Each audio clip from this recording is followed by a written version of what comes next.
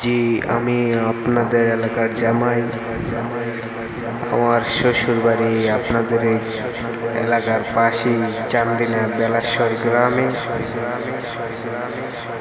যেহেতু আপনাদের এলাকার জামাই, সেই হিসেবে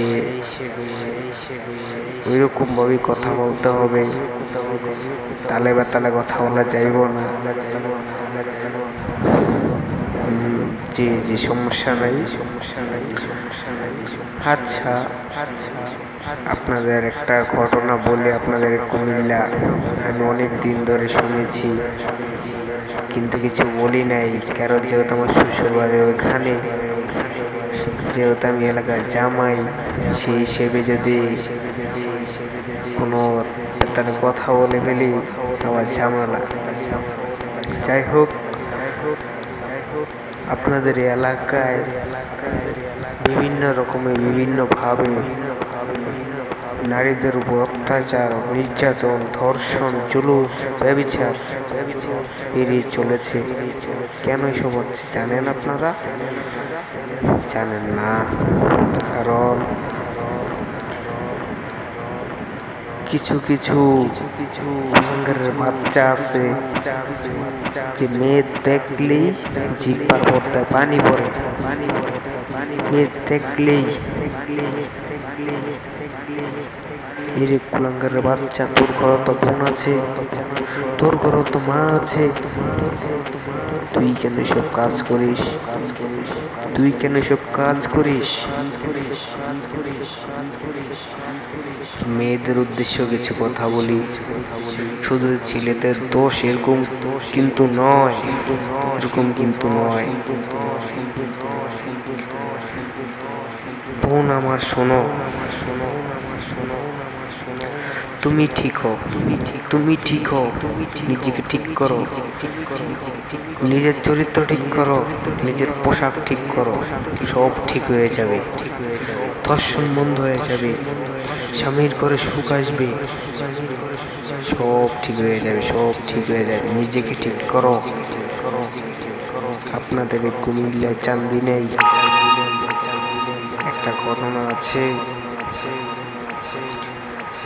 আজ থেকে প্রায় 7-8 মাস আগে একটা মেয়ে একটা ছেলের সাথে মাত্র 28 দিন প্রেম করেছে। মাত্র 28 দিন। সেই মেয়েটা সেই ছেলেকে এই 28 দিনে এমন কোনো স্বপ্ন নেই, দেখায়নি। যত স্বপ্ন আছে সব দেখিয়েছে। দেখার পর মেয়েটি একদিন ছেলেকে কল দিয়ে বলে, আমার বাড়ি থেকে আমার বিয়ে ঠিক হয়ে গেছে, আমার বাড়ি থেকে আমার বিয়ে ঠিক হয়ে গেছে, তুমি আমাকে ভুলে যাও, তুমি আমাকে ভুলে যাও। ছেলেটি বলল, আমি তোমাকে ভুলতে পারবো না, তুমি বললে তোমাকে আমি পালিয়ে যাব। মেয়েটি বলল, না, আমি আমার বাপ মার বাইরে কিছু করতে পারবো না, আমার মা বাবাকে না জেনে কিছু করতে পারবো না। এই বলে মেয়েটি ছেলেটিকে ছেড়ে দিল, ছেলেটিকে ধোঁকা দিল। কেন করলো? কেন হচ্ছে সব? কেন হচ্ছে ধর্ষণ? এই কারণে হচ্ছে। কিছু কিছু মেয়েদের কারণে ধর্ষণ হচ্ছে, খুন হচ্ছে। তোমরা ধোঁকা দাও বন্ধ করো, ধর্ষণ বন্ধ হয়ে যাবে। ছেলেদেরকে পিছনে ঘোরানো বন্ধ করো, সব বন্ধ হয়ে যাবে।